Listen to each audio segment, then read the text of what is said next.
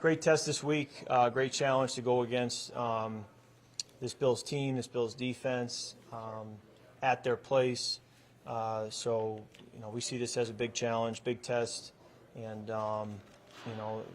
we know that's coming Sunday, so we've got to have a great Wednesday, and that's really where our focus is walk through just now and then going to practice this afternoon, just making sure we're as sharp as we can possibly be today and have the best Wednesday we possibly can, because we need it for the challenge we're going to have on Sunday. But take any questions you have.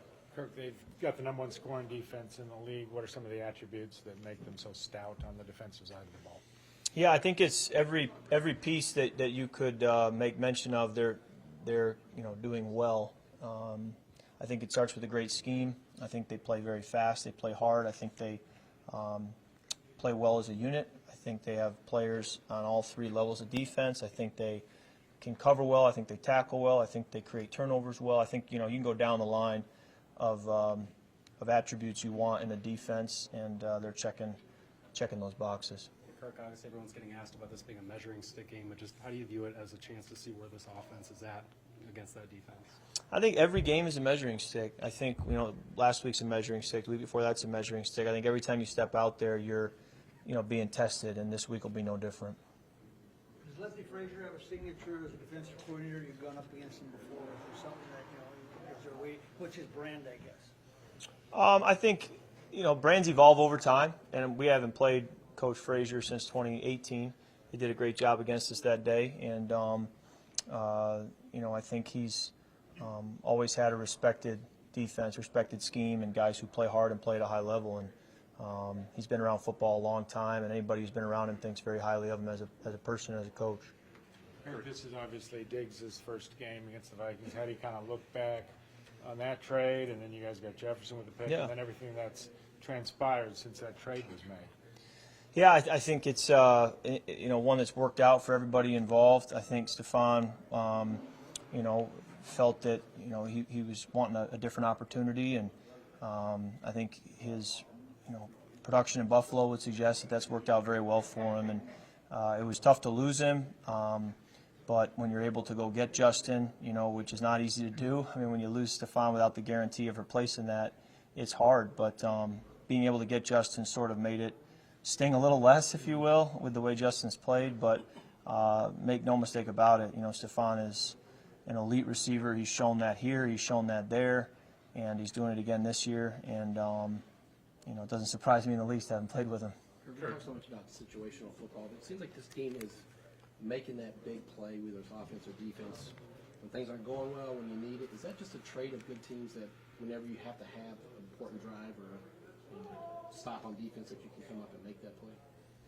Well, I do think that good football teams have to find a way to make a play to change the game. And, you never know where it's going to come from. I think special teams, too, matters a great deal in finding the inches in this league. But it's so week to week. Just because you made a play last week doesn't mean you'll make one this week. Just because you've done it for several weeks in a row doesn't mean the next week you will. So every single week you got to go out and earn it.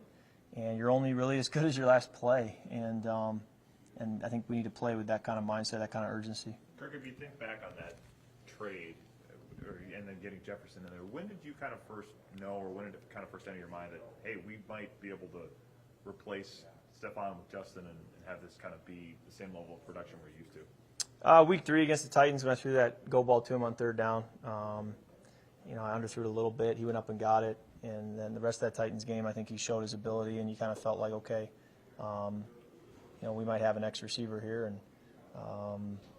And so it worked out for everybody involved. I think Stefan was looking for another opportunity, and I'm happy for him that he's been able to find a great spot there.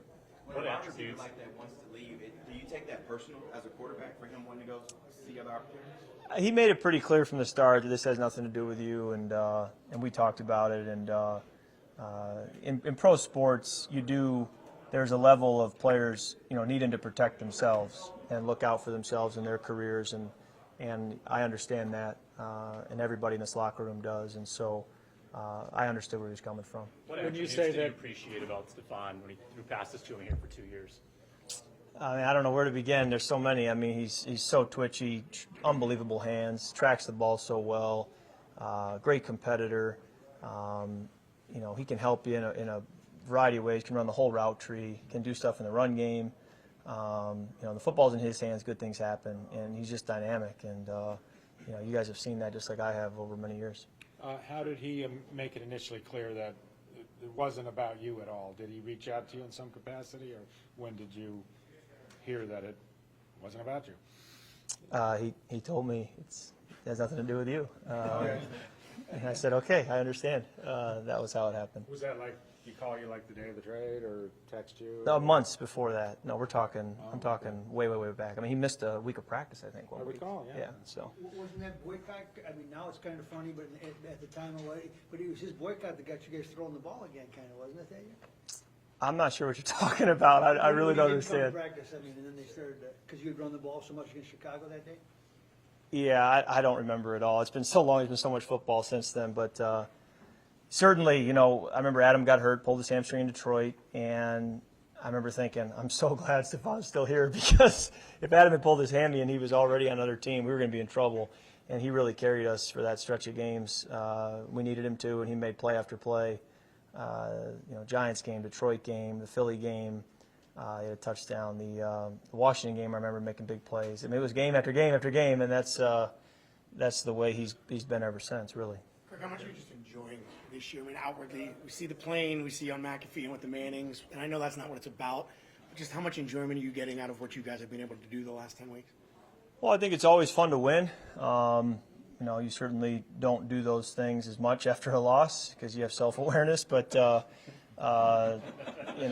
winning allows you to do that. But we always have fun. We always try. And sometimes when you're not winning, those are the times where you have to come in with a smile on your face, upbeat, still bring energy, make sure practice is still fun. I mean, that's really, I think, the test of leadership is when it's not easy to do things that you still bring energy and focus and preparation. And so it's certainly when you're winning, there's a little more wind at your back, but you really can't let it change the way you approach things and not ever get too high or too low. When you first put Darasaw's chain on back from London, do you have any idea it would become such a thing for everybody, like your team?